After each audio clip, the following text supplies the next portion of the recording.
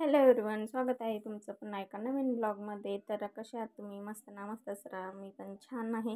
तर आज खूप दिवसानंतर मी लूज ब्राईड घातला व्हिडिओ बनवला आहे.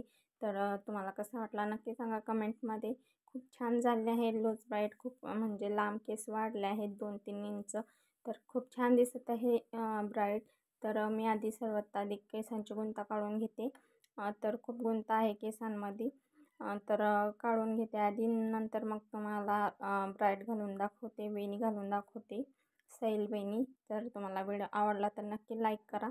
नवीन कोणी असेल चॅनलवरती तर सबस्क्राईब करायला विसरू नका डेली हेअर ब्लॉग बघण्यासाठी.